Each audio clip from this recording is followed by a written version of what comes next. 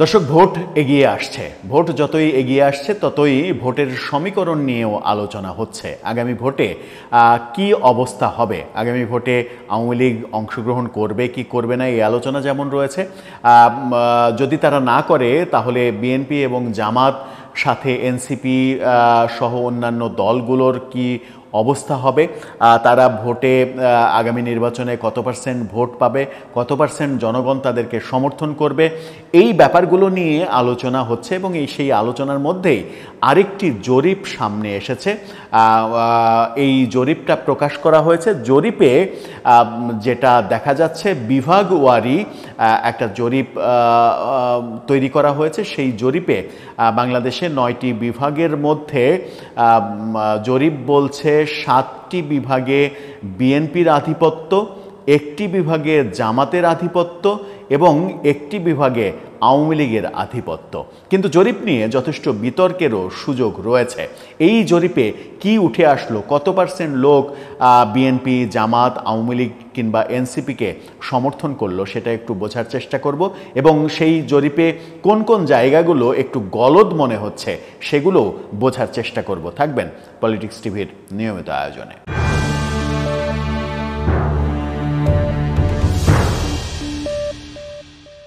দর্শক, বলছিলাম ভোট আসছে, ভোটে জোটের ইকুয়েশন চলছে। ভোটে যখন জোটের ইকুয়েশন চলছে তখন ভোটে কে কত জনসমর্থন কার কতটা রয়েছে সেগুলো নিয়ে আলোচনা হচ্ছে। এরই মাঝে আরেকটি জরিপ সামনে এসেছে এবং সেই জরিপের রেজাল্টে যেটা বলা হচ্ছে, দেশ টিভির শিরোনামটা আপনারা দেখে নিতে পারেন।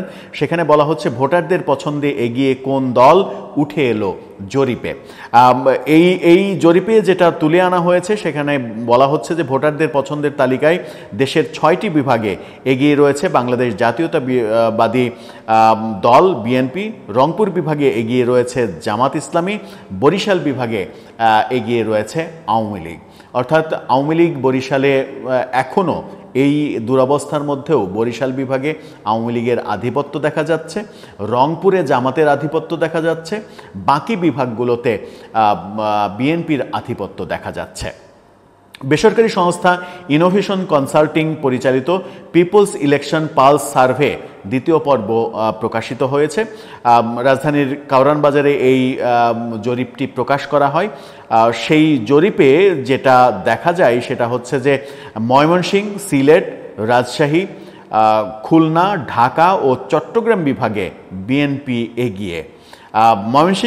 ময়মনসিংহ বিভাগে বিএনপি 45.7%, জামাত 25.8%, আওয়ামী লীগ 17.3%।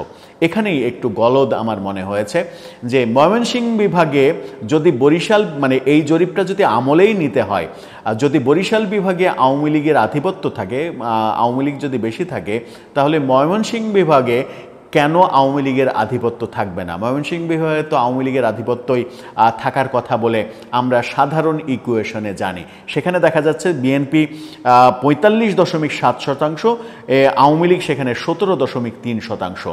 জরিপটা মিলছে না, ইকুয়েশনটা মিলছে না বাস্তবতার সঙ্গে। আবার এই বাস্তবতা হতেও পারে। এনসিপি সেখানে 4.7%, এনসিপি এখানে বেশ ভালো তাই বলা হচ্ছে। সিলেটে বিএনপি 44.7%, জামাত 29.6%, আওয়ামী লীগ 14%। রাজশাহীতে বিএনপি 44.4%, জামাত 40.9%। রাজশাহীতে জামাতের অবস্থা অনেক ভালো তাই বলছে এখানে। আওয়ামী লীগ 9.2%, রাজশাহীতে আওয়ামী লীগের বর্তমানে অবস্থা করুন। খুলনায় বিএনপি 43.3%, জামাত 30.1%, আওয়ামী লীগ 18.3%। এটাও একটু কেমন যেন গড় মেলে, কারণ খুলনা বিভাগেও আওয়ামী লীগের আধিপত্য, মানে এই মুহূর্তেও আওয়ামী লীগের অবস্থা আরও ভালো হওয়ার কথা। ঢাকায় বিএনপি 40.8%, আওয়ামী লীগ 25.8%, জামাত 24.3%। অর্থাৎ এখানে মানে বিএনপিকে 40.8% বলা হচ্ছে, আওয়ামী লীগ 25.8%, মানে 26% মতো। বিএনপি 40.8, 41 ধরা গেল। তার মানে 15% বিএনপি থেকে আওয়ামী লীগের পার্থক্য। কিন্তু ঢাকা বিভাগেই মজার ব্যাপার হচ্ছে যে ঢাকা বিভাগে আওয়ামী লীগের আধিপত্য আছে যে জেলাগুলোতে, সেই জেলাগুলো অবস্থিত। সেই জেলাগুলো কি? গোপালগঞ্জ, ফরিদপুর, শরীয়তপুর, মাদারীপুর এবং গাজীপুর। এই জেলাগুলো আওয়ামী লীগের একেবারে কি বলবো যে আওয়ামী লীগের হচ্ছে গোডাউন ওই জেলাগুলো।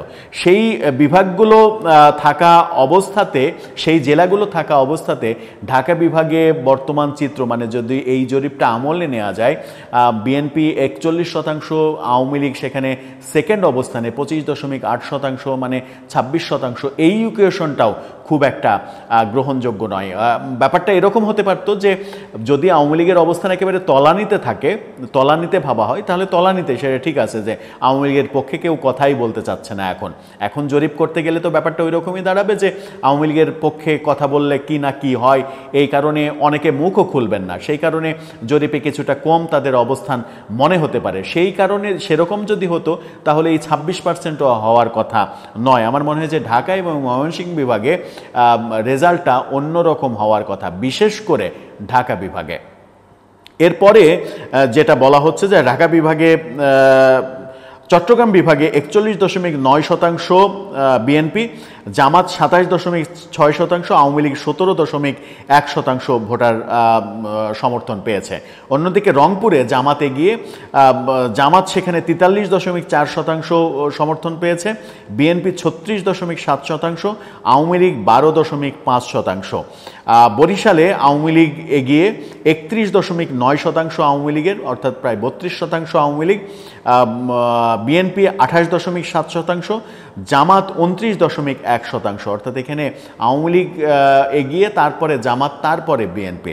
এটাও খুব একটা মানে গ্রহণযোগ্য হলো কিনা যে বরিশালে জামাত এগিয়ে থাকবে। বরিশালে মানে ইসলামপন্থীদের ভোট বলতে বরিশালে চরমনাই পীর রয়েছে, সেখানে ইসলামী আন্দোলনের ব্যাপার হতে পারে, কিন্তু বরিশালে জামাত বিএনপির চাইতে বেশি এগিয়ে থাকবে, এটাও কেমন যেন মনে হলো। ইনোভেশনের তথ্য মতে জরিপটি পরিচালিত হয় দেশের 64 জেলায় 10,413 নাগরিকের মধ্যে। এলাকা অনুযায়ী 59.5% অংশগ্রহণকারী গ্রামীণ নাগরিক, 30.5% তারা হচ্ছে শহরের নাগরিক।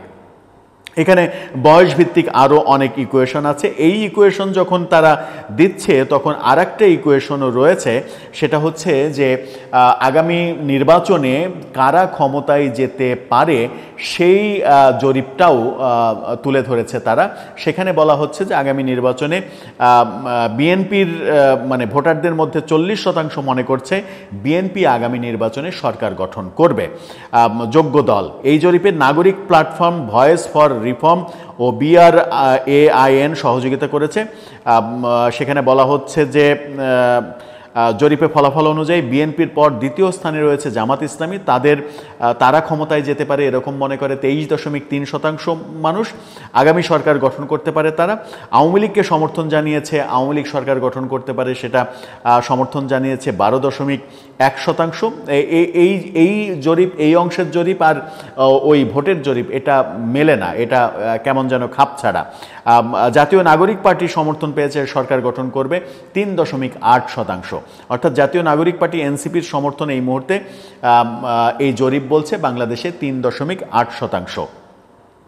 এই ব্যাপারে তারা আরও বলছে অন্যান্য দলের সমর্থন 5%। কিন্তু আমরা হিসাব করে দেখেছি যে যেটা বলছে যে 40% মানুষ বিএনপি, 23.3% জামাত, আওয়ামী লীগ 12%, এনসিপি 3.8%, এগুলো মিলিয়ে সব মিলিয়ে মানে 85-র একটু কম হয়, 85%ই ধরে নিলাম। 85% যদি হয় তাহলে বাকি 15% ভোট কই গেল? এই অন্যান্য দল টল মিলিয়ে 85% হয়, তাহলে বাকি 15% মানুষ কি মনে করে কারা ক্ষমতায় যাবে? তার মানে হচ্ছে যে এই জরিপের যোগফল, যোগ বিয়োগও মিলছে না। তার মানে এক ধরনের গোঁজামিল দেওয়া জরিপ, এটাও মনে করা যেতে পারে। পূর্বের জরিপের সঙ্গে তুলনা করলে দেখা যায় যে গত মার্চে বিএনপির সমর্থন ছিল 29.3%, এবার সেটা হয়েছে 40% অর্থাৎ বিএনপির সমর্থন বেড়েছে। ওই সময়ে জামাতের সমর্থন ছিল 17.5%, এবার হয়েছে 23.3%। জামাতের সমর্থনও বেড়েছে। আওয়ামী লীগের গত মার্চে সমর্থন ছিল 6.3%, এবার আওয়ামী লীগের সমর্থন ডবল হয়েছে। এই জরিপে অর্থাৎ 5-6 মাস পরে যে জরিপটা সেই জরিপে এসে আওয়ামী লীগের অবস্থান মার্চের চাইতে এখন দেখা যাচ্ছে ডবল অবস্থানে গিয়েছে। এই যে মানে এনসিপির 3.9% আগে ছিল, এনসিপির কমেছে, জনপ্রিয়তা কমেছে। আওয়ামী লীগের জনপ্রিয়তা গত মার্চের তুলনায় এই জরিপ বলছে যে ডবল হয়েছে। তার মানে যে আরও 6 মাস যদি দেরি করে তাহলে আওয়ামী লীগের জনপ্রিয়তা আরও বাড়বে। এই জনপ্রিয়তা বাড়ার কারণ যেটা, আওয়ামী লীগের জনপ্রিয়তা বাড়ার কারণ যেটা হতে পারে সেটা হচ্ছে যে সরকারের নানা ধরনের ব্যর্থতা, দলগুলোর নানা ধরনের ব্যর্থতা, দলগুলোর নানা ধরনের চাঁদাবাজি, মামলাবাজি, টেন্ডারবাজি, দখলবাজি, এই কর্মকাণ্ডগুলোতে জনগণ বিরক্ত হচ্ছে। এনসিপির নানা ধরনের কর্মকাণ্ডে জনগণ বিরক্ত হচ্ছে এবং সেই বিরক্তির ফলাফলটা গত 6 মাসের আওয়ামী লীগের এই জরিপের উপরে আমার মনে হয় যে একটু দেখা গেছে। সব মিলিয়ে এই জরিপটাকে যে খুব একটা আমলে নেয়ার ব্যাপার রয়েছে তা কিন্তু মনে হচ্ছে না, কারণ তারা বিভাগীয় ওয়ারি যে জরিপ করেছে তাতে রংপুরে জামাতের আধিপত্য দেখিয়েছে যে জামাত রংপুরে সবথেকে বেশি সমর্থন পাবে, কিন্তু রংপুরে জামাতের সমর্থন পাওয়ার কোনো মানে বাস্তবতা কোথায় রয়েছে সেটা আমার মনে হয় না। জামাতের সমর্থন যদি মানে একটু আধটু থাকে তাহলে সেটা রাজশাহী বিভাগে থাকবে, রাজশাহী বিভাগে থাকার কথা। রাজশাহী বিভাগের পরে আর কোথাও মানে মানে জামাতের কোনো বিভাগে আধিপত্য দেখানোর মতো অবস্থা আদৌ আছে কিনা, কিংবা আধিপত্য দেখালেও জামাত বিএনপির চাইতে বেশি জনপ্রিয় এটা দেখানোর বাস্তবতা রয়েছে কিনা সেই ব্যাপারে যেমন মানে প্রশ্ন রয়েছে, তেমনি আপনি যখন জরিপে বরিশালে আওয়ামী লীগ সবার চাইতে এগিয়ে এই দুঃসময়ে এটা যখন বলছেন, তার মানে জরিপটা আপনি বলছেন জরিপটা যেন গ্রহণযোগ্য হয় সেই কারণেই এটা বলা হচ্ছে। যদি বরিশালে এগিয়ে থাকে তাহলে হোয়াই নট ঢাকায়, হোয়াই নট ময়মনসিংহে, কারণ ঢাকা এবং ময়মনসিংহ তো বরিশালের চাইতে আওয়ামী লীগের ঘাঁটি হিসেবেই পরিচিত, বিশেষ করে ঢাকা বিভাগ। সব মিলিয়ে আমার মনে হয় যে এই জরিপটা কতটুকু গ্রহণযোগ্যতা পাবে সেই ব্যাপারে প্রশ্ন থেকেই যাবে। দর্শক, এই জরিপ সম্পর্কে আপনার ভাবনা কি, আপনার মতামত কি জানিয়ে লিখতে পারেন আমাদের কমেন্ট বক্সে।